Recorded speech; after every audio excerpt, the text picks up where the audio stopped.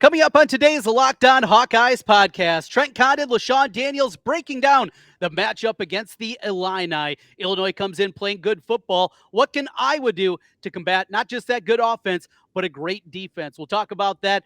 I got to ask LeShun, weightlifting records. I saw him last weekend, and his name's still up there. We'll talk about that, and we'll wrap it up with our picks brought to you by Bet Online. All brought to you here today. This is the Locked On Hawkeyes podcast. Are Locked On Hawkeyes, your daily podcast on the Iowa Hawkeyes. Part of the Locked On Podcast Network, your team every day.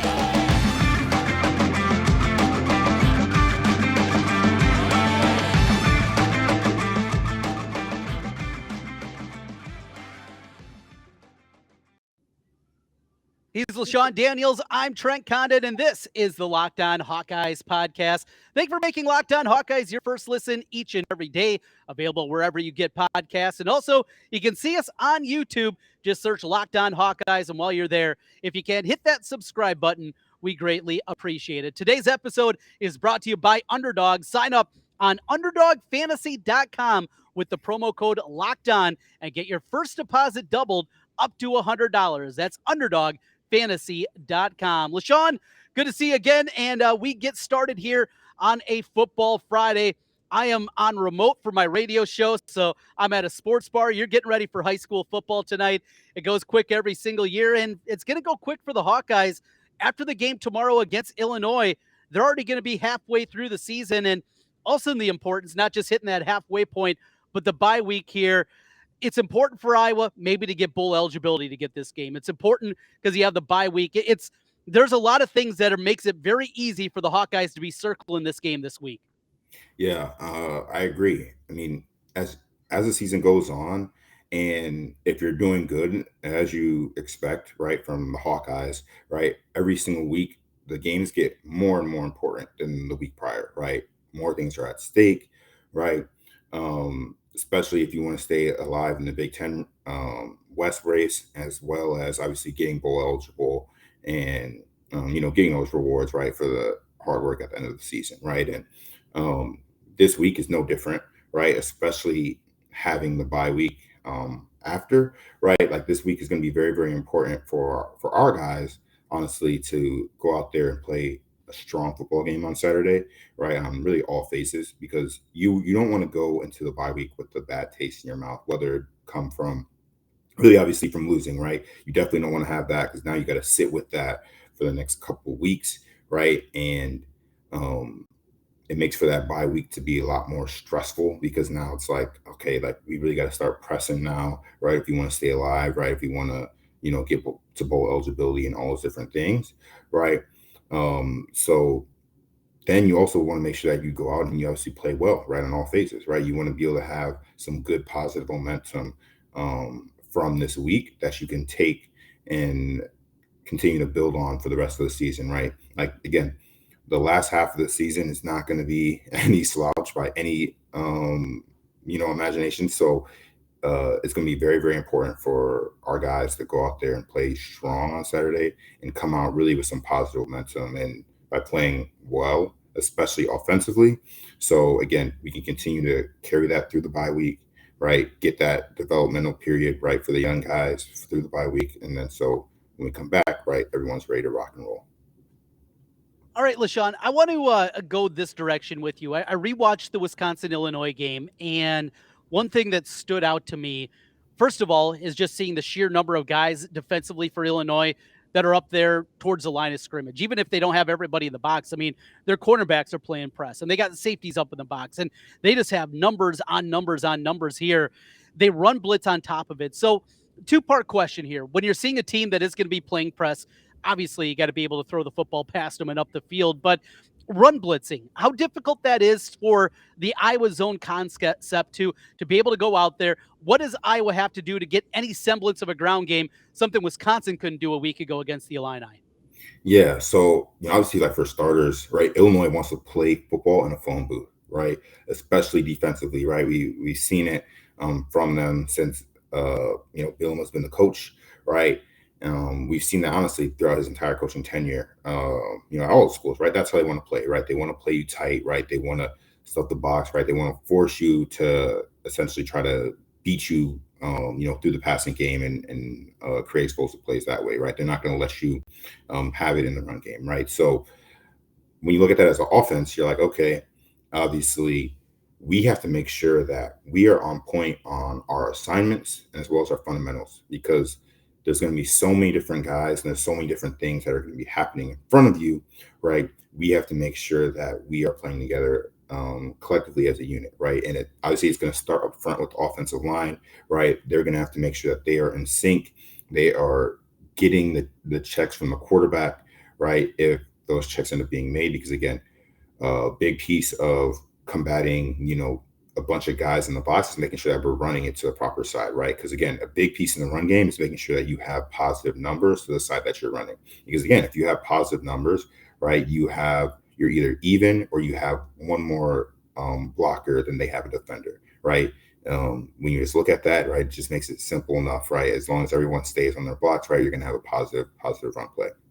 So that's going to be very, very important for our guys, right? So they're gonna have to make sure that the communication is good and everyone's playing together, synced up. And the thing is, right, when teams do play close like that, and you can actually pick up those guys, and you can get to the right spots, right, it allows for explosive plays. So it's going to be very, very important for the line to play as a collective, as a unit, and then it's also going to be important for Spencer to make sure that he's getting the offense in the right play, as well as the running backs keeping their eyes disciplined, right? To make sure that they're putting their eyes on the right read, right? They don't start, taking their eyes and looking at all the different things and that's happening, throughout the play, making sure that they have their eyes on where their read is, and then happen to feel everything else, right? To make sure that, hey, we get positive yards, right? We stay ahead of the chains, because that's going to be very, very important in a game like this, because it's going to make it much easier for us when we get in those third down situations, right? As long as we're in a third and medium, third and short, versus trying to play from behind the chains and then now we're in a third and long trying to convert. So I know I kind of rambled on a bunch right there, but to keep it concise, right, and to sum it all up, it's really just, hey, making sure that everyone's playing together as a unit, offensively, from the O-line to quarterback, tight ends, and running back, right? And then, obviously just trying to take advantage of those opportunities when we do get them, to create those explosive plays.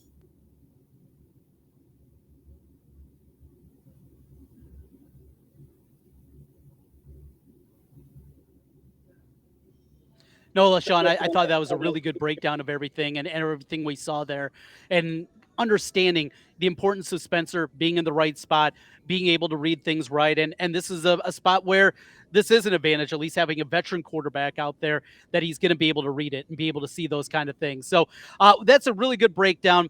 It's a scary matchup. Later on, we're going to make our picks. But when we come back on the other side, going to talk to LeShun. So last week we saw, of course, Big Noon Kickoff was there. Big E was in town, the former champion of the WWE. Now, I haven't watched pro wrestling in 30 years, but I certainly know who he is at his days in Iowa City. We'll talk about that because LeShun's name popped up on a picture that Big E had. That's as we continue here. Plus our picks brought to you by Bet Online. This is the Locked On Hawkeyes podcast.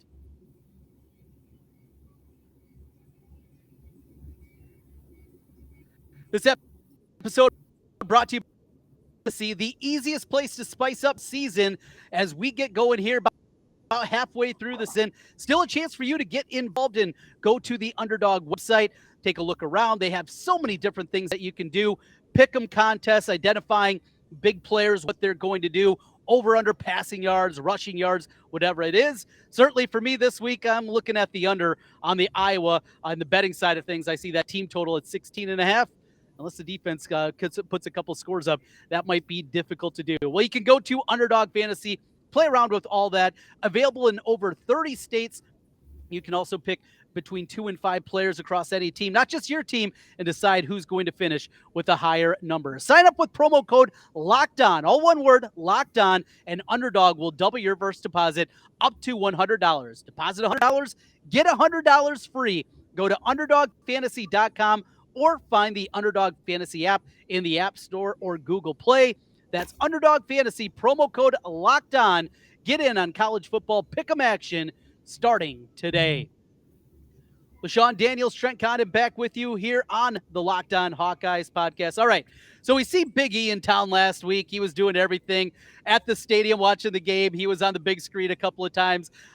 He's a fun guy, right? So Big E, when you were there, he had already graduated. He already moved on. He was starting as a professional wrestler, but I don't believe he'd been a champion. Did he ever come around the program at all? Was it ever a conversation where there are guys in the locker room saying, hey, I want to be like Big E. I want to be like Etor. I want to go out there and I'm going to be a pro wrestler too. Did you guys have any stuff like that?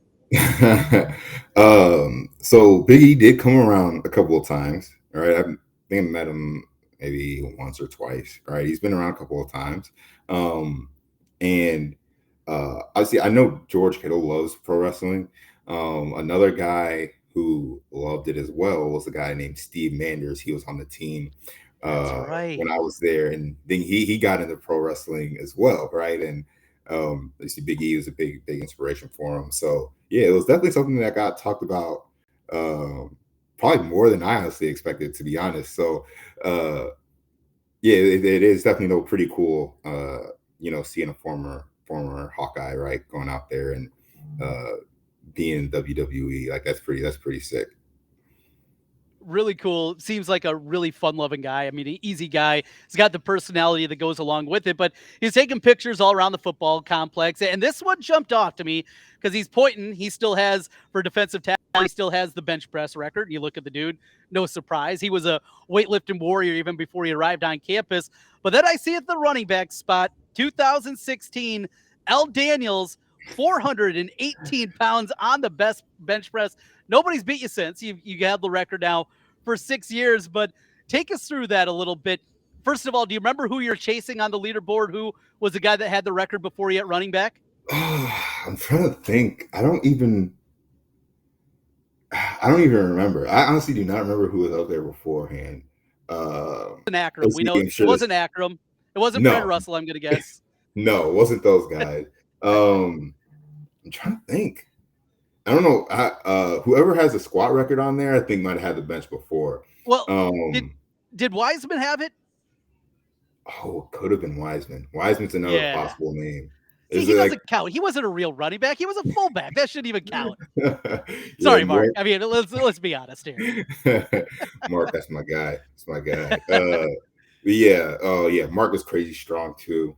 But I mean, like seeing those, like you always see those, like when you're walking to like to the weight room and stuff. I mean, when you're walking like towards the weight room throughout the complex, and like especially like during the off season, I see there's nothing like. Obviously, the football season is so far away, so you're like, okay, let's try to see if we can. Obviously, you want to get better, right? We want to get better maxes and stuff. But like, I was always like pretty strong and relatively fast, right? Where like I was close enough to break a bunch of records, so I always tried to push for some records. Like I think at one point, I had 3. I held 3. I had the bench press record, I had the 10-yard dash record, and I had the short shuttle record. Like I had 3 at one point.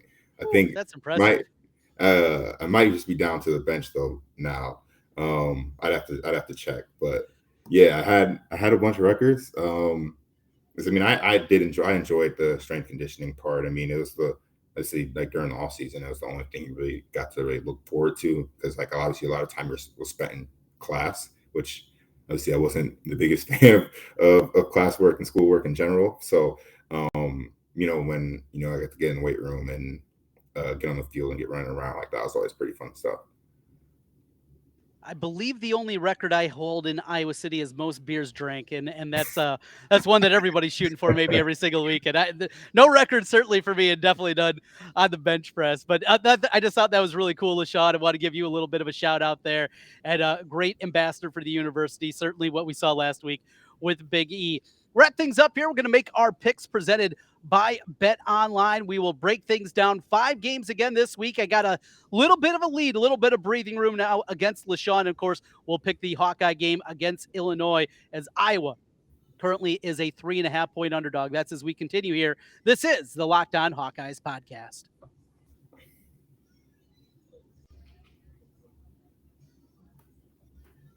Trent Condon, LeShun Daniels back with you one final time here on a Football Friday and gearing up for the football weekend. We got Big Ten football tonight, Nebraska-Rutgers. it doesn't feel really like a Big Ten game, but it's at least football tonight. What do we got? San Jose State. They're taking on, who was that? Oh, UNLV. I'll be able to watch that one after I get done with my high school football duties. You'll be able to do the same tonight. But of course, we're getting into Saturday. A different slate this week. We don't have maybe those headline matchups. For God's sakes, game day is at Kansas this weekend. I mean, it just shows you just how goofy already the season has been. But LeShun, a different slate, and a lot of times these are the weeks that you get some of those weird things happening. You get some of those monster upsets. You get games you never anticipate were going to be good, end up being good. There's a certain part of me that maybe even likes these weekends a little bit more than when you have 3, 4, 5 big time matchups, just because it feels like goofy things can happen. Yeah. Like weekends like this, it's definitely like these are like your true college football weekends, right? Where it's like, you're just expecting kind of like a low key, kind of like a chill Saturday, and then next thing you know, like one game's like really, really close, right? And then upset happens, right? And then a team that you didn't really expect to like really, do anything spectacular ends up having a great day on Saturday, and you're like, whoa, like that team actually has potential to be, maybe a contender, right? Like, so these weekends like this can be very, very entertaining, or they can be very, very slow, right? And it's just like, all right, it looks like it's going to be a nap kind of Saturday. So you never know really what you're going to get on football weekends like this. You start to get old like me, LeShun. They're both watch the games and also maybe get a nap in if you can. You have both of them when you get to that point. Let's get into our picks. We got 5 of them this week, presented by Bet Online. We kick things off in the Big Ten. I'm intrigued by this matchup coming up this weekend. It's Maryland playing host to the Purdue Boilermakers. Of course, Purdue had that huge win last week, going and getting the win against Minnesota. Maryland played well against Michigan, dominated Michigan State last week. Loxley, it looks like there's a little bit more than just being a recruiter. He's got a real football team here. I'm going to lay the points. Give me the Terrapins minus the 3. That's not a bad pick. It's not a bad pick. I mean, Maryland, again, they've looked pretty good all year, right? I mean, obviously they played, tough Michigan team, a couple weeks back, right? Played them close, right? Really to the end of the wire. And I feel like obviously offensively they do a fantastic job, right? They're able to put up points, right? And I don't think that's going to be any different this Saturday. But, Purdue obviously came off a really, really strong week last week, right? And obviously I feel like they're continuing to roll offensively. And obviously they've had a couple blimps on the radar, right? Their defense really isn't where it needs to be to really be a true kind of contender. But all that said, I do think that they come out strong tomorrow, and they do cover and get those points. So I'm taking Purdue. I'm going to go with Purdue. We're on opposite sides. Pick number 1. Mentioned game days there. Kansas playing host to TCU. TCU so impressive last week against Oklahoma. Kansas, they're doing it with smoke and mirrors. And last week, 3 missed field goals by Iowa State. Certainly not shedding a tear about that one. I think, though, the Cinderella story comes to an end here. I got TCU big. I'm right there. I'm with you on that one. Like, I'm going with TCU. Obviously, Kansas has been fun to watch this year, right? Obviously, they're really turning the program around, right? And you really love to see that. But yeah, I feel like that's going to end this week, right? But I think they'll still continue to have a strong year. But yeah, TCU has looked really, really good this year, and I don't see that stopping on Saturday. One of the favorite college football events that I've ever been to. I've been to every Big Ten stadium except for the newbies. I've been to tons of bowl games following the Hawkeyes, but it was 2009. Made the trek down to Alabama to watch Alabama, Tennessee. It is a huge rivalry matchup. 3rd Saturday in October. Well, that's what Tennessee has up next. I think this is a huge look ahead spot. That Tennessee program, they're good. Hendon Hooker is an absolute stud. They can move the football, but in a weird spot against LSU, I think this is a look ahead here. I'm going to grab the points with LSU, and it's still going to be a big game the following week with Tennessee, Alabama, but not as big. LSU plus the 2.5. I got them outright this weekend. Ooh, this is a tough game. This is going to be actually probably possibly the best game this weekend, right? I mean, we got to think of really, really good Tennessee team. LSU has at times obviously looked very strong, and then at other times looked like like what are we doing over here, right? I see LSU at home. It's not easy to go down there and beat the Tigers at home. Um, and obviously, if you do, you got to have a pretty good football team. And I think Tennessee does actually have a pretty good football team this year. So I'm actually gonna take Tennessee on this one, right? I mean, I gotta catch up in the game somehow. So I'm feeling pretty well about Tennessee right now. They're the better team, and another advantage you have, this is an 11 a.m. kickoff. This is not a Hmm. night game at LSU, and there's a Yeah. big difference between the environments for those two. Before we get to Iowa, Illinois, our final national game, I'm looking forward to this one. UCLA watched them Friday night in their win against Washington. They held on for the 40-32 win. You got Dorian Thompson-Robinson. He is excellent out there. Chip Kelly has finally got the program at the place that people thought maybe he'd be a little bit earlier.